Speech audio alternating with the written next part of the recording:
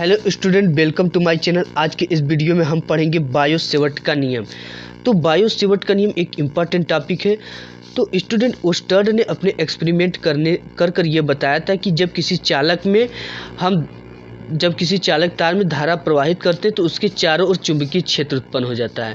तो ये जो फ्रांस के दो वैज्ञानिक थे, बायो और सेवर्ट, इन्होंने 1820 ईस्वी में विभिन्न धारावाही चालकों के द्वारा उत्पन्न चुंबकीय क्षेत्रों का अध्ययन किया और उसी के आधार पर इन्होंने ये बताया कि जब किसी धारावाही चालक के, ये कोई धारावाही चालक है, इसका एक लघु अवयव इन्होंने लिया।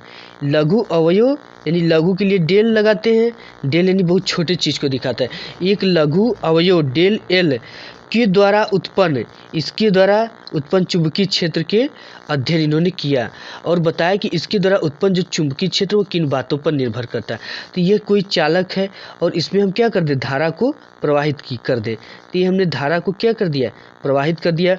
तब ये जो चालक है, यह चुंबकीय क्षेत्र इसके चारों तरफ उत्पन्न हो जाएगा। ये पूरे चालक के चारों तरफ क्या हो जाएगा, चुंबकीय क्षेत्र उत्पन्न हो जाएगा। मान लीजिए इस चालक के द्वारा यहाँ पे एक चुंबकीय क्षेत्र हम ज्ञात करेंगे, चारों तरफ है चुंबकीय क्षेत्र। तो यह इसको हम इसको क्रॉस से दिखाएंगे, ठीक है। ये डेल बी है क्योंकि ये जो तार है छोटा सा इसका पार्ट है, तो इस छोटे से पार्ट के द्वारा एक छोटा सा ही चुंबकीय क्षेत्र उत्पन्न होगा। तो इसलिए यहाँ पे डेल बी हमने लगाया। ये एक बिंदु पी है और इस साइड में भी मान लेते एक बिंदु पी डैश है और ये डॉटेड लाइन है। अब बता रहे डॉटेड का मतलब क्या है। ये जो है डॉटेड क्या दिखा रहा है, ये चुंबकीय क्षेत्र की लंबवत दिशा को दिखा रहा है और ये चुंबकीय क्षेत्र की लंबवत दिशा को नीचे की ओर दिखा रहा है। ये चुंबकीय क्षेत्र की लंबवत दिशा को ऊपर की ओर दिखा रहा है, ठीक है। इसका मतलब ये होता है।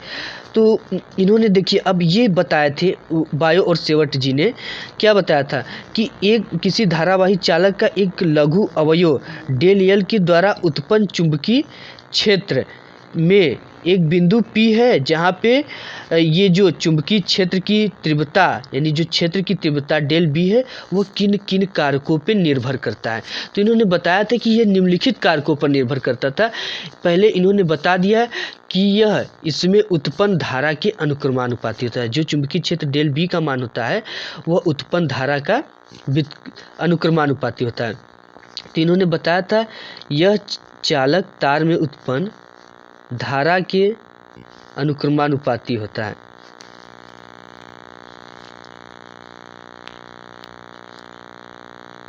धारा के अनुक्रमानुपाती होता है। तो इन्होंने बता दिया। फिर इसके बाद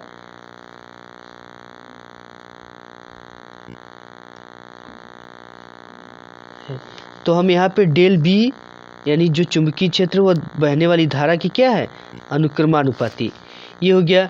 फिर इन्होंने बताया ये था कि यह चालक तार के भी अनुक्रमानुपाती होता है।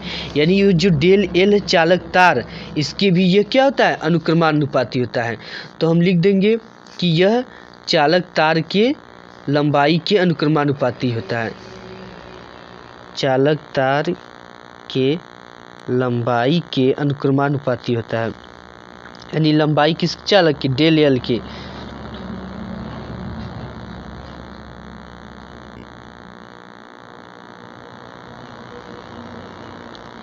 तो del B proportion del I यानी चालक तार की भी यह अनुक्रमानुपाती होता है।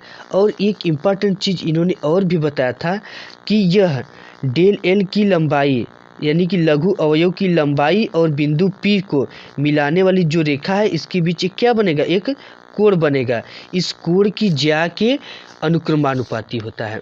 तो इसके बीच कौन सा कोण बनता है, देखिए अब यहाँ पे लिख देंगे, या आप ऐसे भी लिख सकते हो कि चालक तार के बीच बनने वाले कोण, तार के बीच बनने वाले कोण के ज्या के अनुक्रमानुपाती होता है। यहाँ पे ज्या की क्या हो जाएगा, अनुक्रमानुपाती। तो इसका जो ज्या होगा डेल बी यानी चुंबकीय क्षेत्र की बात कर रहा है, del B proportional sine theta के क्या होगा, अनुक्रमानुपाती होगा। अब इसके बाद इन्होंने एक चीज़ और भी बताया था कि यह जो यहाँ से डेल एल से बिंदु पी के बीच की दूरी क्या है, आर है। तो इन्होंने बताया था कि अवयव डेल एल के और बिंदु पी से बीच की जो दूरी है आर के वर्ग के व्युत्क्रमानुपाती होता है। तो लिख देंगे चालक तार से बिंदु पी के बीच की दूरी, चालक तार से बिंदु पी तक की दूरी आर के वर्ग के व्युत्क्रमानुपाती होता है।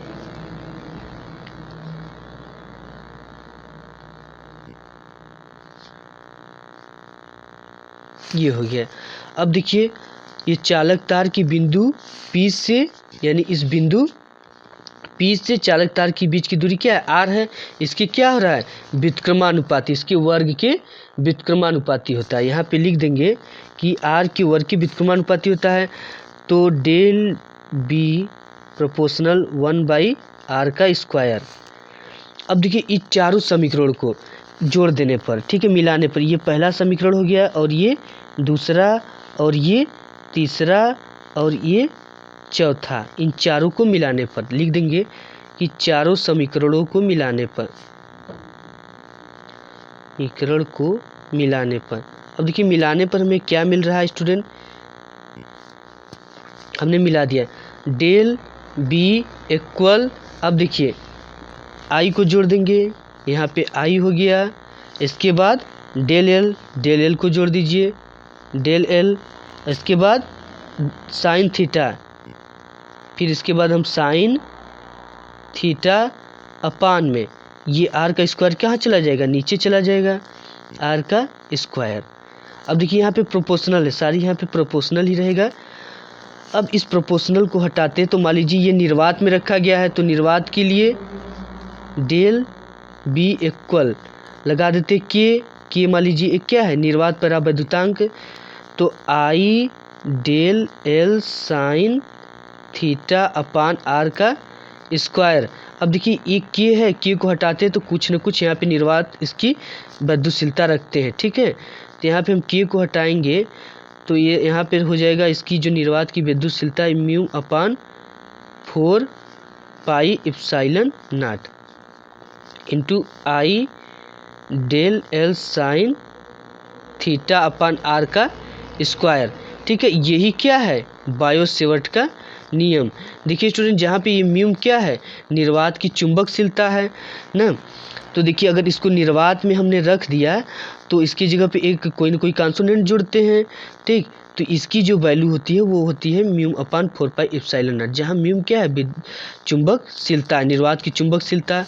तो यही बायो सेवर्ट का नियम है। स्टूडेंट अगर वीडियो पसंद आए तो प्लीज़ वीडियो को लाइक कर दीजिएगा, अगर चैनल पे नए हैं तो सब्सक्राइब कर दीजिएगा।